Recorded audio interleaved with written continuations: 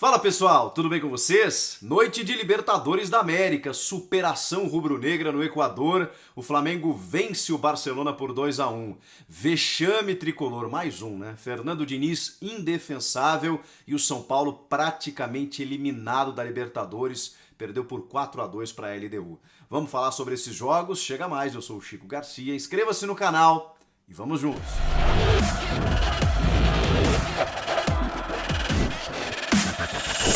Começando pelo Flamengo, grande vitória em 2-1, uma recuperação depois da lapada que tomou para o Independiente Del Valle, 5-0 na semana passada, desarmando todas as estruturas rubro-negras, né? Muita gente cogitou a saída do Domenech Torrent, a volta do Jorge Jesus, como é que o Flamengo ia reagir nessa mesma Libertadores, pois reagiu já no próximo jogo. E o jogo teve contornos assim dramáticos, porque poucos dias na antevéspera, o Flamengo começou a receber informações de que praticamente meio time estaria fora por conta da Covid-19, jogadores contaminados, inclusive com sintomas, que não tinham a menor condição de entrar em campo, inclusive voltando para o Brasil, e o elenco completamente danificado, porque já havia perdido, já teria desfalques naturais por lesão, como o caso do Diego Alves, do Gabigol, por suspensão, como o caso do Gustavo Henrique, também por lesão no caso do Pedro Rocha, e aí perde mais jogadores, como o Diego Ribas, o Felipe Luiz, os dois laterais direitos, o Maurício Isla e também o Mateuzinho, o Michael. Cara, uma infinidade de jogadores assim importantes para esse elenco rubro-negro que não poderiam entrar em campo. Aí os jogadores que foram acionados às pressas para um voo fretado para poder chegar até o Equador e compor esse elenco não tiveram autorização de pousar no Equador, tiveram que voltar para Manaus, chegaram momentos antes da partida, impressionante. Tanto que o Flamengo entra em campo e o Domenech faz duas alterações. Ele faz apenas duas alterações. Ele coloca o lateral esquerdo da base, o Ramon, na vaga do Tuller, que estava jogando improvisado na lateral direita, e termina o jogo com o René naquele lado, né, porque o Ramon vai para a esquerda. E depois o Lincoln. O Lincoln acaba entrando na reta final, porque o Pedro ainda sentiu câimbras, foi o cara que mais correu em campo, fez uma grande partida, ele é muito bom jogador realmente e comandou, abriu o caminho para a vitória e comandou a vitória do Flamengo sobre o Barcelona de Guayaquil. Foi uma vitória realmente da superação, de uma outra postura, de uma outra atitude. O Flamengo começa o jogo em cima, cria oportunidades, obriga o goleiro adversário a fazer inúmeras defesas, faz o primeiro gol com o Pedro numa arrancada do Gerson. Olha, fazia tempo que a gente não viu o Gerson assim, né? O Gerson, que estava oscilando demais nos últimos tempos, jogou um pouquinho adiantado, porque o Domenech teve que mudar a escalação, né? Ele povoou o meio de campo, o Flamengo não tinha um jogador de velocidade, isso fez muita falta, especialmente no segundo tempo, quando o Barcelona emitiu uma pressão muito grande na reta final, e ele não tinha um jogador do escape, porque quase todos os jogadores não estavam à disposição, né? O Pedro Rocha e o Michael, por exemplo, que são dessas características, não estavam em campo, por conta dessas ausências que eu citei, mas aí ele escalou o meio de campo com o William Arão, o Thiago Maia e o Gerson, com o Arrascaeta e o Everton Ribeiro. O Arrascaeta também fez um ótimo jogo, inclusive faz o segundo gol, ganhando na força física, numa belíssima conclusão, tem chances para marcar outros, mas o goleiro acaba defendendo. O Flamengo construiu uma vitória interessante, depois o Barcelona desconta e pressiona para conseguir um empate na reta final. Com todas essas dificuldades, o Flamengo ainda consegue sustentar essa vitória, que lhe deixa numa condição um pouco mais interessante no grupo, porque caso perdesse mais uma, né, a gente sabe como tá difícil essa fase de grupos para os brasileiros na Libertadores. É um ano atípico, é diferente, não dá para avaliar a primeira parte, né, antes da paralisação, com relação a como estava o futebol. Inclusive o próprio Flamengo, era outro time, outro encaixe, outro técnico, tudo diferente. Então, desse jeito que tá, o importante é você classificar, para que dê tempo para que a partir das oitavas seja um outro modelo, um outro formato, um outro time, uma nova realidade, para que o Flamengo possa confirmar o favoritismo, é o atual campeão e ainda tem elenco para buscar o título. Então a vitória foi muito importante para que o Flamengo continue sonhando com a classificação. Na verdade, já depende apenas de si, já está em segundo no grupo ali, perde apenas nos critérios para o Independiente Del Valle, que acabou perdendo para o Júnior de Barranquilla nessa noite. Então a situação ficou um pouco mais vantajosa depois dessa vitória. Respirou o Flamengo depois da crise dos últimos dias. E o São Paulo, hein? Meus amigos, o São Paulo protagonizou mais um vexame. E a situação do Fernando Diniz ela começa a ficar insustentável. Eu, assim, entendo e pelas informações que a gente tem apurado, que a direção vai tentar mantê-lo mais uma vez, mas eu não sei se dessa vez vai conseguir. Porque o resultado de 4-2 da LDU sobre o São Paulo nessa noite significou muita coisa. Representou muita coisa para esse momento tricolor.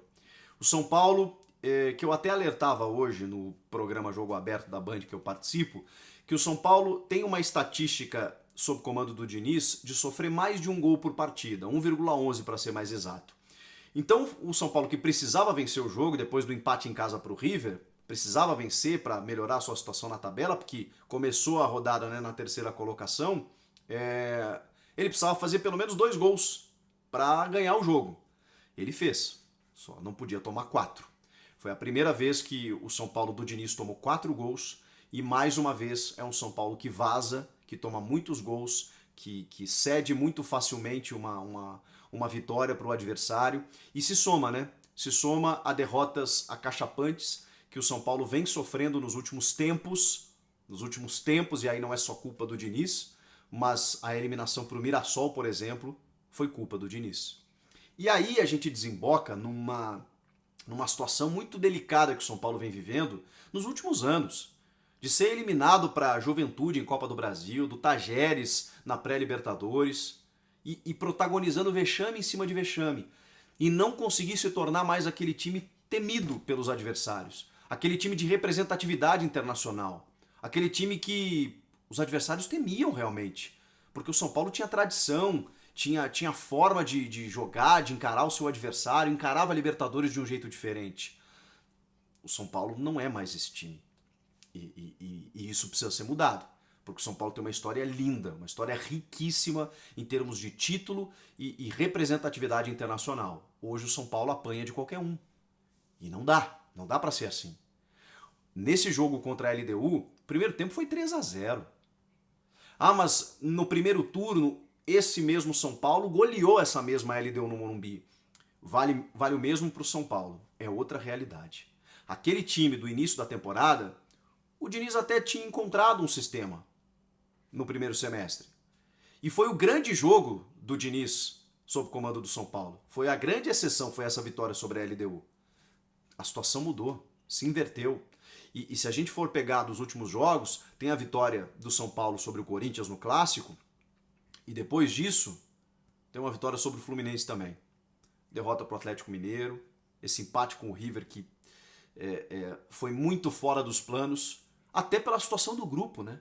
O São Paulo está numa situação de que ele precisa ganhar do River na Argentina para continuar vivo.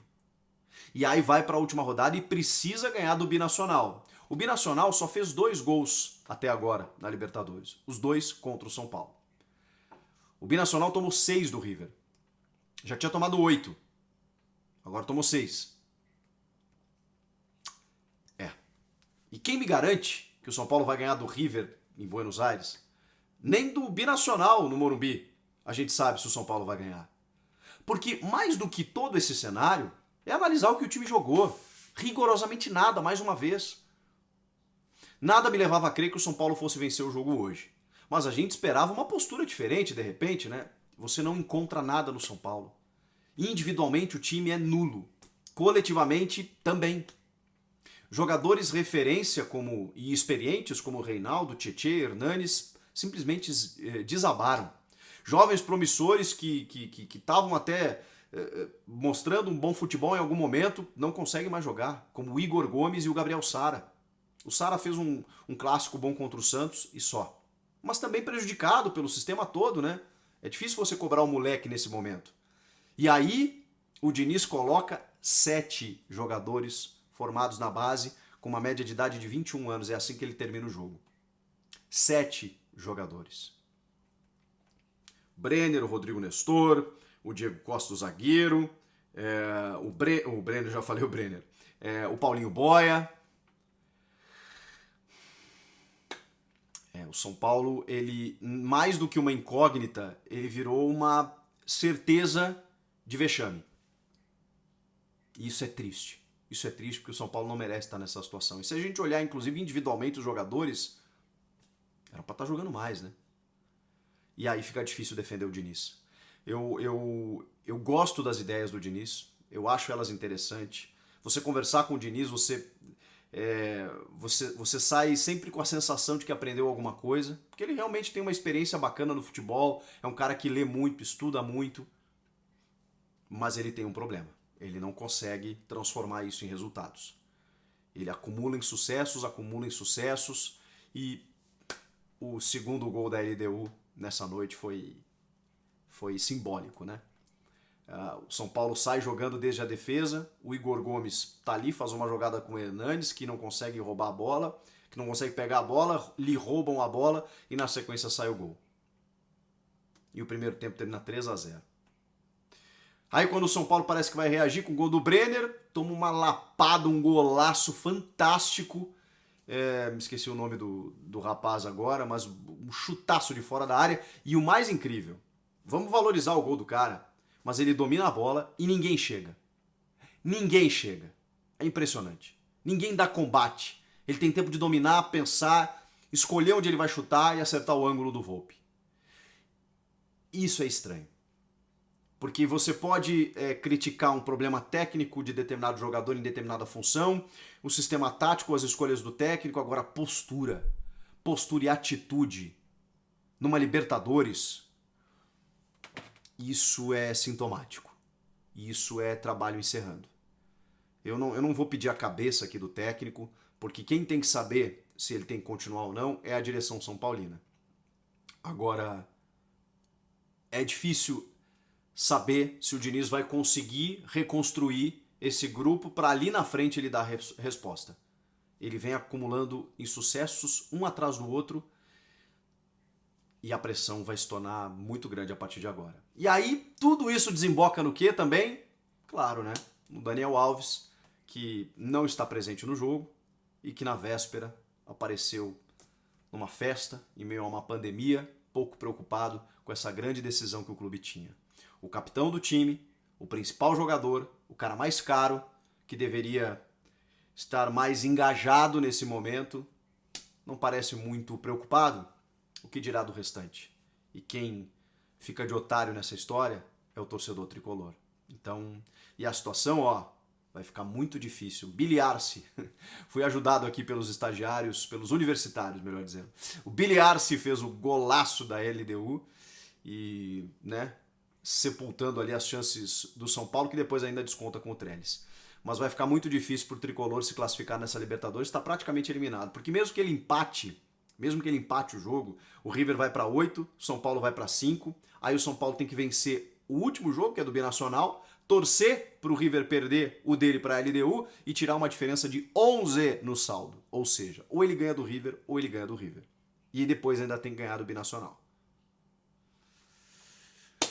Comentem aqui embaixo o que vocês acharam dessa vitória do Flamengo e derrota do São Paulo. Inscreva-se no canal, estamos chegando a 500 mil inscritos aqui. Muito obrigado pela parceria de todos. Até a próxima.